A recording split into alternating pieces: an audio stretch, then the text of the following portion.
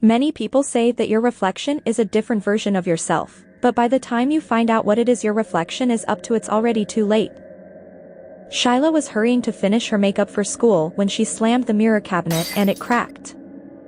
She knew the old superstition that breaking a mirror meant bad luck, but she didn't have time for all that Bloody Mary or trapped souls kid stuff. Besides the spiderweb crack, it was still in one piece, and she finished applying her lipstick.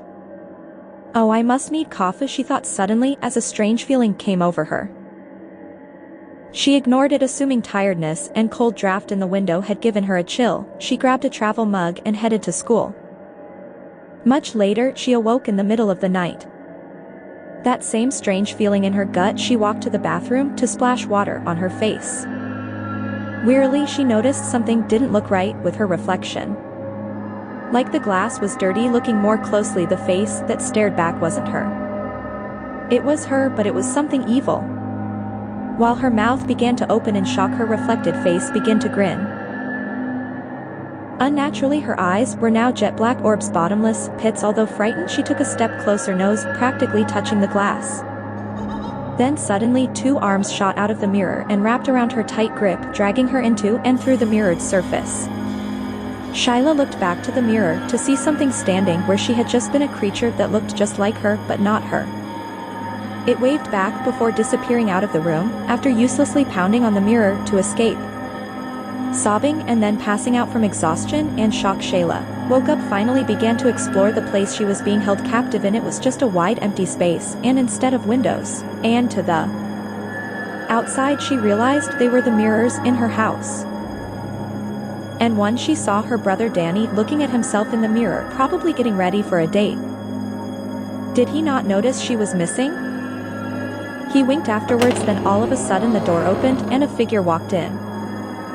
At first it was hard to tell who it was, but then suddenly he saw 2 creepy black orb eyes. It was the mirror doppelganger. It was the mirror doppelganger. Slapping her hand on her side of the mirror, she cried out to Danny.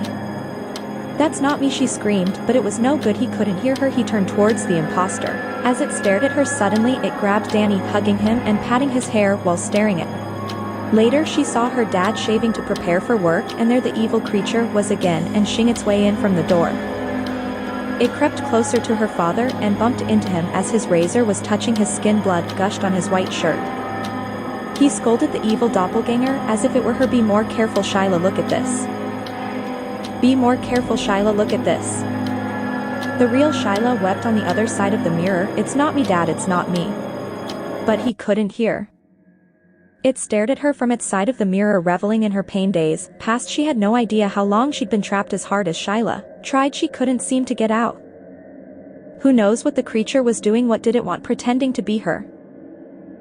And she was home. Shyla ran out of the room. She passed by her brother first, but froze in the doorway. Danny was talking into his phone and was holding a knife, shaking, whispering about something being horribly wrong with his sister, of being afraid to go to sleep at night. Scared to approach him, she hurried on to find her dad. He looked haggard, worried, and unkempt, with several bandages on his hands and a bandage around his head. She ran over to hug him, but he jumped up from his chair and wearily backed away, saying he would get help for her, but none of them would be able to forgive everything that she'd done that easily. Shyla didn't know what the doppelganger had done to her family. "Please, Daddy," she cried, "it wasn't me, it's the mirror, the broken mirror in my bathroom." But her dad just turned away, confused and upset. Shyla left to find her friends at their usual spot, and as they saw her coming they fled, calling back, "Stay away from us, you psychopath." What had that terrible thing done to her life? She walked back home with mixed feelings, relieved to be back, but devastated by the fallout. How could she ever explain it, any of it? And suddenly she felt angry. She hadn't done anything, it was the mirror. She ran into the house and tore and cracked mirror off the wall, smashing it to pieces and dumping it in the trash. Sighing in relief, Shyla headed back inside to find her dad and to try to explain, to apologize, but she stopped when she saw a wide grin stretched across his face. Because she knew what it was. She could even see the jet black orbs of that thing staring back at her. Its broken whisper echoed all around. "Too late, Daddy, already looked in the mirror, and now I'm back."